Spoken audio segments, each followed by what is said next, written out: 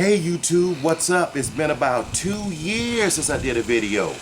Over the past 2 years, many people have been asking me, when are you going to do another video? When are you going to do another video? Well, I'm doing another video. Started out about 2 years ago. I put about 9 videos out there. I was hoping maybe I would get maybe 200-300 views. Well, I checked the view count right before I came out here, and I have over 1.1 million views. Yep. 1.1 million views, and I tell you, I'm excited about that. Had no idea I would get that many views, and so that's really a wonderful thing. Go out there, check out my other videos, check out the ones that got that 1.1 million views, and let me know what you think. Today I'm out in my garden. I'm gonna take you on a tour of my garden today. Got started gardening about 25 years ago. Basically what was going on, I spent all of my time up in the front yard making sure everything was beautiful, everything was neat. I spent a lot of time pruning and fertilizing and transplanting and watering and just making sure that the flowers were all neat just to get one bloom. Then it dawned on me, all of that time, all of that energy that I was spending out there, why not spend it back here and produce something that I could bring to the table? And so I got started putting that energy and that effort and all of that expense into vegetable gardening. And right here what you see is, this is my okra right here. And okra is a real high yield plant. You need to cut okra every 2 days, sometimes every day. Sometimes I get me a chair and I just sit out here and just wait for it to grow. That's how fast it grows. A general rule of thumb with okra is 1 plant per person in your household. If you're a family of 5, then you need about 5 plants. If you are a single person, you only need 1 plant. If you have a spouse, and your mom-in-law live with you, and you got 10 kids, and your Uncle Leotis and your Aunt Odie Mae stop in for dinner all the time, and they bring their kids, you might just want to dig up the whole backyard.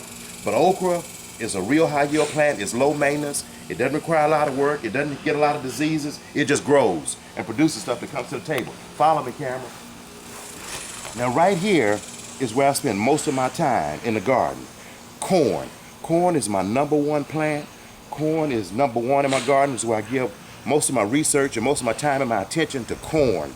And the first 2 years I planted corn, it was really hurtful because I planted corn, and when it was time to pick it, when I broke the corn off the thing, pulled the shucks back, there was nothing on there but a cob. And it did that for almost 2 years, but I didn't want to give up on it because I really wanted corn. Well, there's some university professors out there, there's all kinds of gardeners, and everybody teaching on corn. And so I went to Corn University and I learned how to grow corn.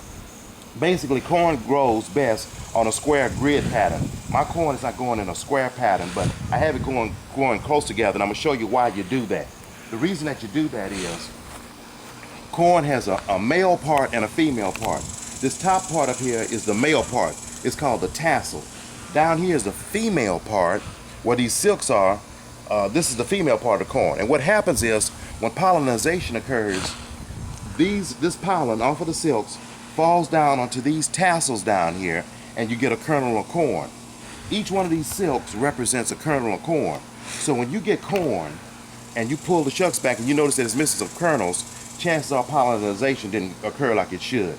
But like I said, corn is #1 with me. I grow my stuff up close to the house, and there's a reason, there's a method for my madness. The reason being is that I'm down here in Zone 8 and Zone 9. People in other zones around the United States, they can just get stuff to grow with no problem because they have those mild climates. But down here we're in a drought situation. We're always in a drought situation. So any little rain we get, it helps. So I grow up close to the house so the rain can fall off the roof onto the garden. I know you're not supposed to grow corn in a subdivision, but the way I reasoned it was, if Michelle Obama can grow corn and collard greens at the White House, I can grow corn here at my humble abode. Hats off to Michelle Obama for bringing gardening to the forefront of America and the world. She has a knockout garden there at the White House. Take the White House garden tour and check it out. Down here, y'all, is where my tomatoes grow. Now, the only reason that I grow tomatoes is because when you have a garden, people will ask you, do you have any tomatoes? Don't really like tomatoes, don't really eat them, but you know, it's a gardening thing. If you got a garden, you're supposed to have tomatoes. You know what causes me the most problems in my garden? The tomatoes. You know what has the most diseases in my garden? The tomatoes. And so this year I'm starting all over again. Last year the tomatoes, They grew all over into my corn. They got big and bushy. It was more tomatoes than I knew what to do with. They were just everywhere. I had more of them than I knew what to do with. So I yanked them up. This year, the tomatoes, they got blight. They got bugs all over them. They did produce some tomatoes, so I yanked them up. But the worst thing that the tomatoes did last year and this year was they produced these tomatoes that are about the size of a tennis ball. Oh, no, no, no, no, no, no. I don't want tomatoes unless they're about the size of a cantaloupe. They're those tomatoes that are in that 2 to 4 pound range. These tomatoes I've been growing out here over the last couple of years, they will never ever appear on any form of social media. You'll never see me posting them on Facebook, Twitter, none of that. But I did order me some seeds from my favorite online seed company, and those have come in. I planted those. The little sprouts have come up. And when I get those 2 to 4 pound tomatoes, those giant cantaloupe-sized tomatoes, you will be seeing me on Facebook and Twitter. A video is coming. Now down here, y'all, there's a story about a boy named Jack and the Beanstalk. Now I thought that was just a fairy tale. Thought it wasn't true. That's a true story. Short version of a long story. Boy named Jack gets some beans. His mama gets disgusted about it. She throws the beans out the window. The beans go high up into the sky. I thought that was all just a fairy tale. I found out it's true. Those beans do grow high up into the sky. Now, what happened out here, y'all, was the boss lady came out here and she harvested all my beans. She brought them in. And after she harvested them, she discovered that she had harvested them too early. Well, she felt really bad about that because they weren't ready. She harvested every bean that I had out here. And so, you know, I love her dearly. We've been married 16 years. I didn't fuss about it, you know. But when I came back and told her about a week or so later, I said, hey, listen. I said, all those beans you harvested, I said, guess what? They're all back. These beans are very, very high yield beans. And this is my first time planting them. Didn't know anything about them. Didn't know how they grew. Didn't know nothing about these beans. Didn't know what they were. But I just had this space down here and I wanted to plant some, so I planted some beans. They're very high yield. I didn't know if they were bush beans, if they were pole beans, or how they grew. And so what happened was they just started growing like crazy. Now next year, I'm gonna borrow a page from the Martha Stewart Better Homes and Gardens playbook. You can crisscross these stakes like this, these tall stakes. I'm gonna give me some 6 to 8 foot stakes and stake them, and where they'll look real neat and look real Better Homes and Garden, Martha Stewart playbook kind of look. Right now I just was staking crazy, just putting sticks and everything I could find and fence and everything. But these beans are very, very high yield. Okay, watch it, there's a lot of water down here. Right next to them I got some what they call crowder peas.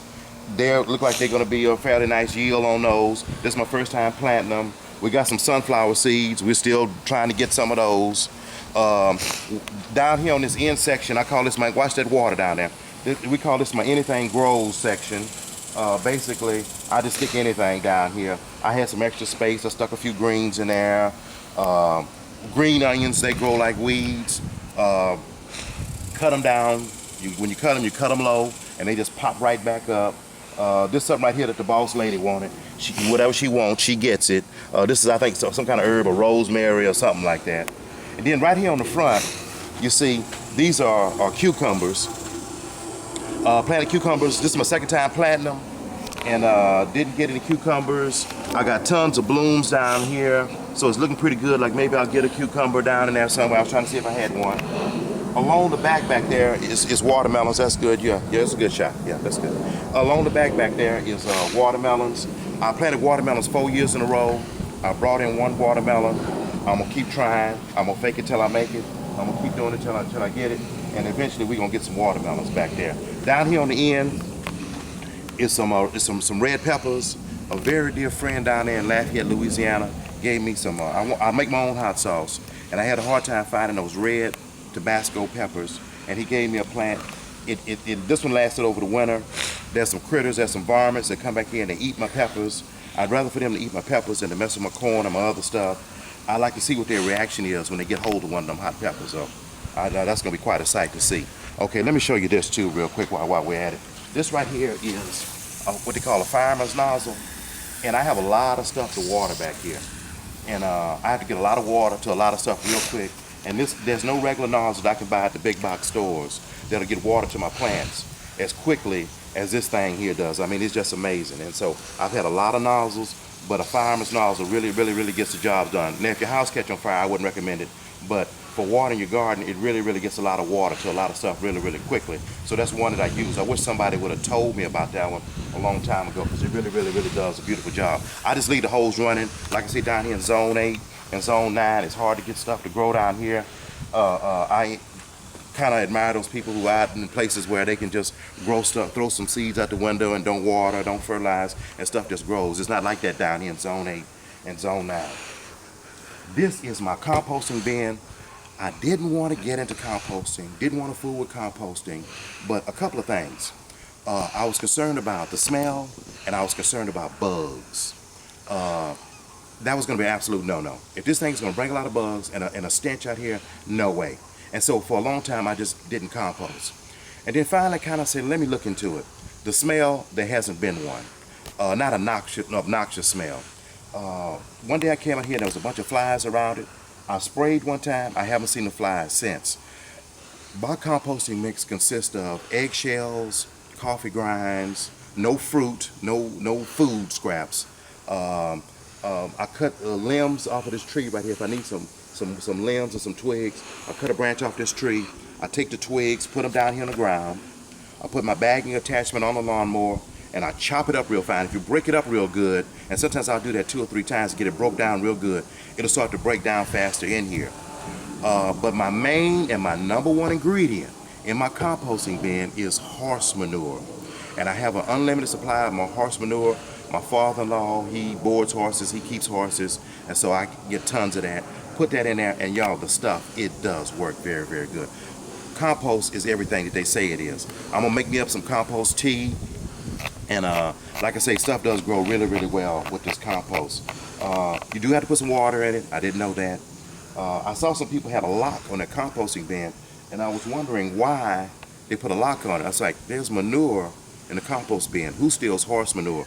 Then it dawned on me, the guy probably had kids. If you got kids, put a lock on the composting bin. Kids are very curious. This right here is what they call lazy man watermelons.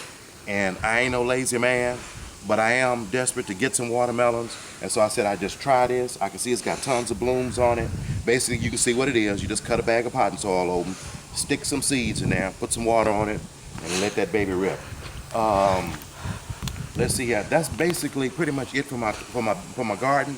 Now this year, after this, we're gonna harvest this stuff here, all this stuff in about another month. Thank you. We're gonna We're gonna harvest this stuff in about another month. And then I'm gonna put in some onions, some potatoes, some cabbages, which I'm really looking forward to. Onions, potatoes, cabbages, and greens. And so that's gonna be my fall garden. And I'm pretty much gardening year round. I'm harvesting year round out here in the back. And so I'm really, really excited about that. Now, one thing I want to share with y'all is that this is the most important part of the garden tool. Most everything in my garden, it grows on a vine. And if it does what it's supposed to do on the vine, then I'll prune it, I'll fertilize it, I'll cut it off, I'll take off pieces of it, whatever I need to do, just grab a bunch of it and keep it looking neat and all that kind of stuff. And the stuff that does what it's supposed to do, I'll take and throw it over there in the compost bin. If it doesn't do what it's supposed to do, I'll pull it up, I'll cut it down, and I'll throw it in the trash can. So it either goes in the trash or it goes into the compost bin. And it's kind of that way with us. Over in John chapter 15, Jesus Christ says that he is the vine and you and I are the branches. He said that God is a gardener. He said every branch in him that bears fruit, that God would give that branch more of what it needs so that it can produce even more fruit. He says, but if it didn't produce any fruit, God would cut it off where it would be withered or thrown into the fire. And so I want to ask you today, what is your life? Is your life a life of fruitfulness or is it a life of unfruitfulness? God wants to use you. He has a plan and a purpose for your life. And so if your life is a life of unfruitfulness, if you feel like God dealt you a bad hand, or life dealt you a bad hand, you can trade that hand in by accepting Jesus Christ as your Lord and Savior. So I want to ask you, are you saved? Do you know if you died today, whether or not you would go to hell or you would go to heaven? Do you know what John chapter 3 and verse 16, what it means? And so I want to encourage you today to surrender your life to Jesus Christ. From now until the rest of your life, there's going to be somebody like you trying to encourage you, somebody like me trying to encourage you to give your life to Jesus Christ. Hell is a very real place. Don't go there. You don't want to go there. You want a life more abundantly, and you can have that life with Jesus Christ. If you got a question about what it means to be saved or how to live the saved life, you can inbox me. I'll be happy to answer any questions that you may have. If you got a gardening question, you can ask me that. If you saw something that I'm doing here and it was all wrong, let me know that. I want to know that as well too. Listen, I'm your big brother online. Peace.